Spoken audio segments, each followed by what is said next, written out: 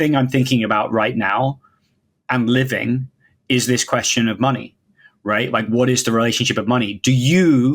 If you finally find the right combination of things, will you be delivered abundance? Is the reason why you haven't been delivered abundance because you don't have the right combination of left and right hemisphere? Like, is everyone available to follow their bliss? Like, that I think is the biggest question in the world, because if everyone was shown to some degree that their free will could lead them to follow their bliss and everything would be okay, everything you and I see outside in New York would like cease to exist overnight. There'd be no one collecting trash. There'd be no one working at Taco Bell. There'd be no accountants. There'd be no one in any of the office blocks, right? Like, but also, is the intelligence that organized the universe intelligent enough to reconfigure society in a way that benefits everyone? Like, for me, that's the most interesting question in the world, and I'm living it and experimenting with it at the moment. Yeah, I feel like this is a big question to me, and this is also like the money and meaning question. And you think about it, like I think about it, and it's like, it seems like there's certain routes or there's certain professions that are rewarded a lot more financially.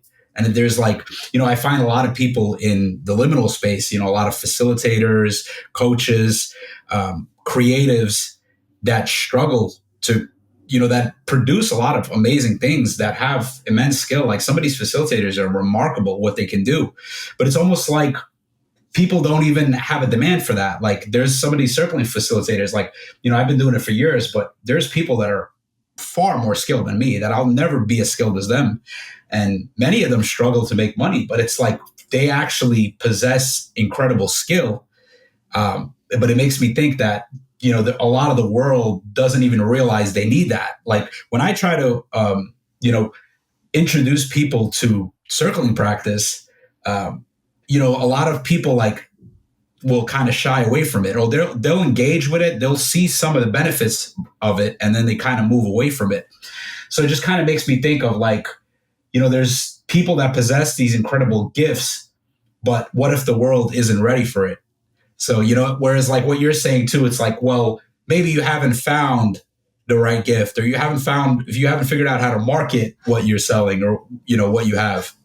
That's part of it. But I also think the matching system in the world doesn't work. So that's actually part of why I created my business. I noticed this dynamic, which we talked about up front, which was this stuck dudes, basically. It's mostly men.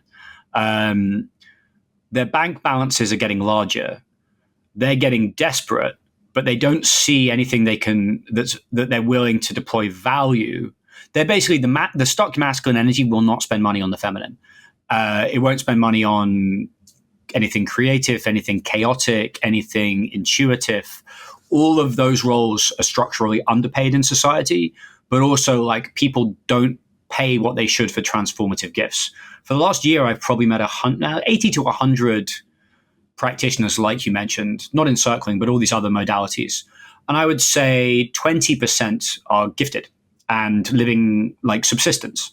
A lot of people don't have executive function, they don't have offerings, and they aren't as good as they think they are. That's the harsh truth. They're not doing the right thing. But there are a lot of people that are doing the right thing whose value has not been recognized by the economic system that we're in.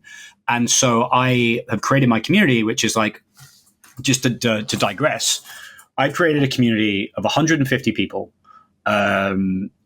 which have ended up being mostly like left hemispheric to right hemispheric curious people, basically people like me from finance. And we explore these issues. I'm writing content around it. I'm writing this 8-part series on wisdom. But then we also maintain a database of trusted practitioners and practices. Like, I think the right way to look at this is a menu. Whereas like you walk into a restaurant and you recommend to your buddy, hey buddy, try the circling. You might like it. They try the circling and they hate it. And you're like, okay, you didn't like the circling? Pick this off the menu. Pick breath work off the menu. And I don't want people to be dilettantes and dip in and out of things. But like my ecology of practices, like to use Viveki's term, is different to yours. And it's likely to always be different to yours. Like I like DJing, Brazilian Jiu-Jitsu, massage, and writing to banging house music, right? I imagine most people are different. And there needs to be a community and a way of experimenting with these modalities in a safe way. And I created this community so that at least the menu is really high quality, that everyone in there is one of these circling facilitators. And I'd be very interested to know who you think are the best. Anyone listening, if there's someone that they think is absolutely elite at something, you can get world-class practitioners whose value is often not world-class, right? Like, I've worked with people who charge thousands of dollars an hour.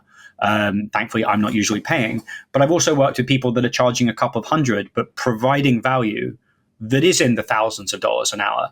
And part of what I want to do is close that arbitrage. That if I'm connecting a billionaire to someone that's charging $200 an hour, I'll be like, hey, dude, like maybe you should think that she's actually like living hand to mouth in Michigan, you know?